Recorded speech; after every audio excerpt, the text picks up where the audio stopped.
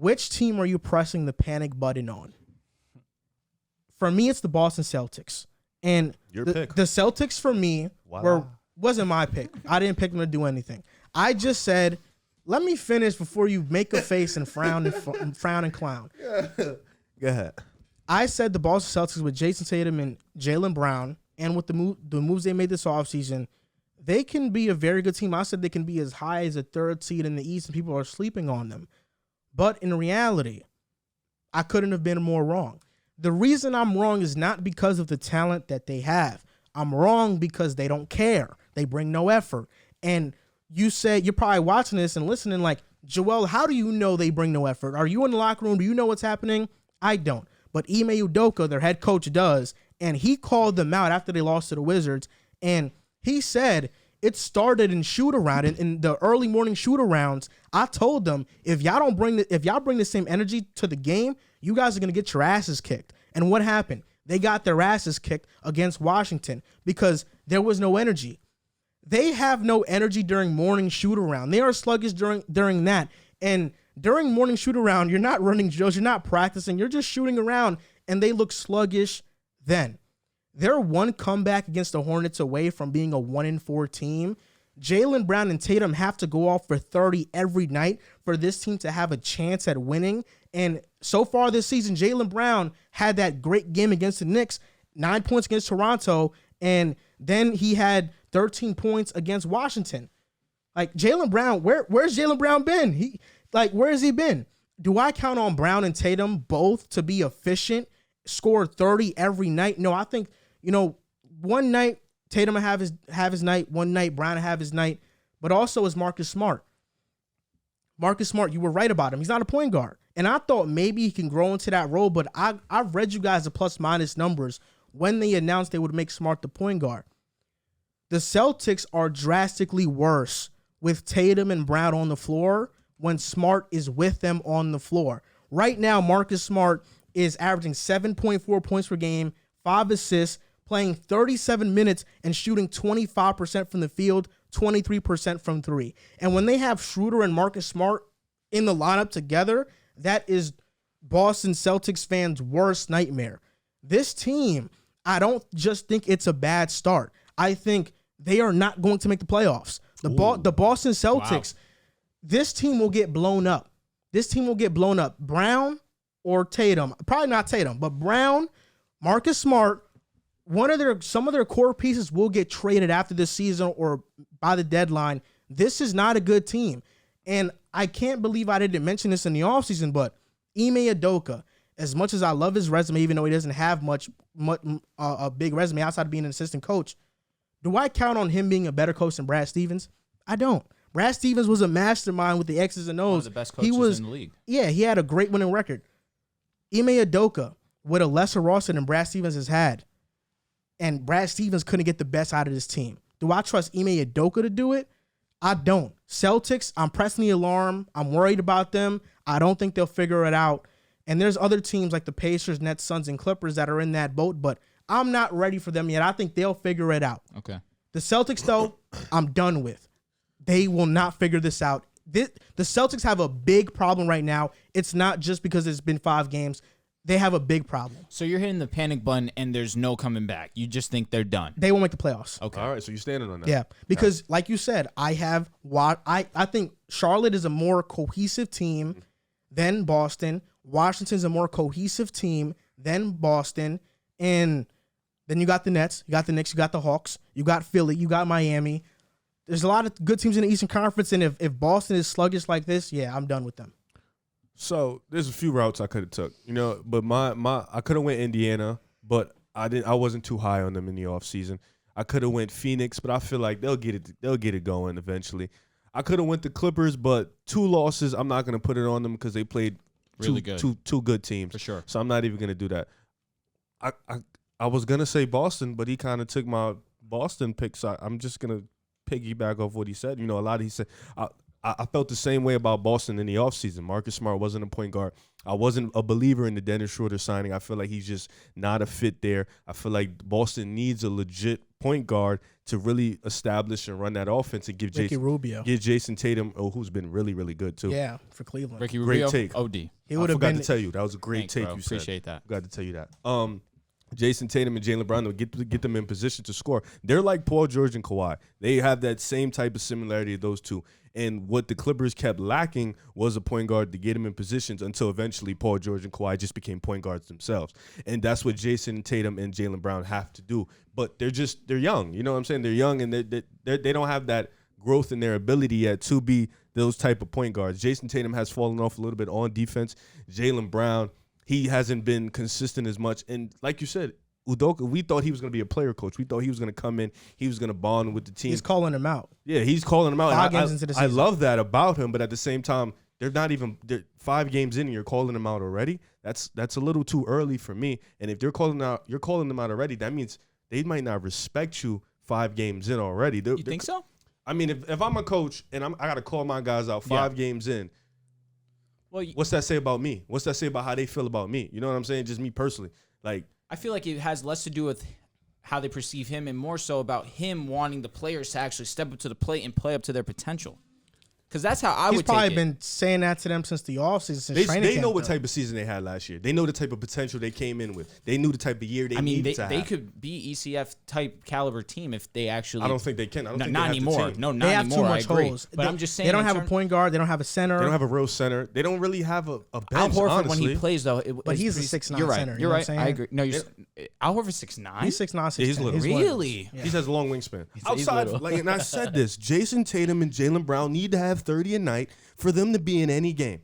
Yeah. In any game. And you saw it with the Knicks. They got lucky. Jaylen went off for the 40. They were in that game. Granted, the Knicks honestly let him back in. And Tatum had a terrible last Charlotte game. went in RJ. there, blew him out. True. Charlotte blew him out. And then the comeback was lucky, let's be honest. But Was it lucky? It was a solid comeback. they're like Joel said, they're one comeback away. They got from being blown on the out floor. Yeah. by Toronto. Yeah, They did. They got Toronto embarrassed went by there and Toronto. spanked They them. did. So it's like disciplined teams can go in Boston and easily just outplay them. They don't have to be the most talented. So this is one of my teams. I'm not going to say they're not going to make the playoff shot. I think Jaylen Brown, I am a believer in Jaylen Brown and JT being just as good to get him in a play-in. But this is not a team that I feel like can make it out the first round. This is a team that I think they might get in the first round and they'll lose, or they'll just lose in the play-in. I was never high on this team. It's just too many holes. First-year head coach. And the comparison you made between Paul George, Kawhi, Tatum, and Brown, we compare Tatum and Brown to Kawhi and PG a lot. But in reality, they're the great value version of them. They're not Poland Spring. They're great value. And That's so rude. it's so true. rude. Because guess what?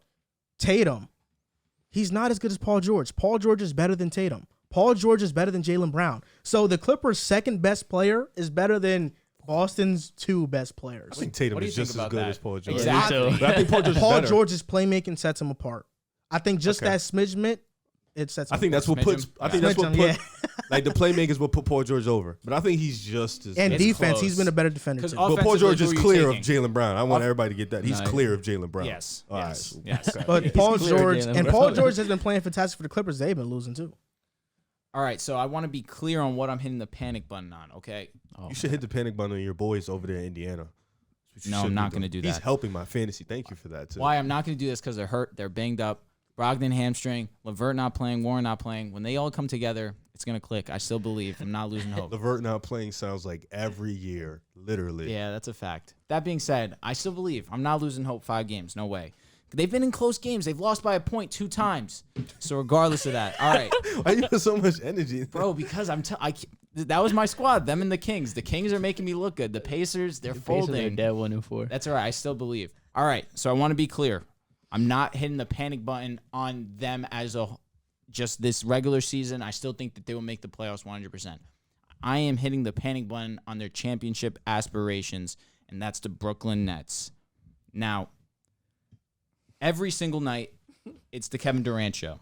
100%. Kevin Durant has been spectacular up until this pushing point. in on Brooklyn. I was about I am. Wow.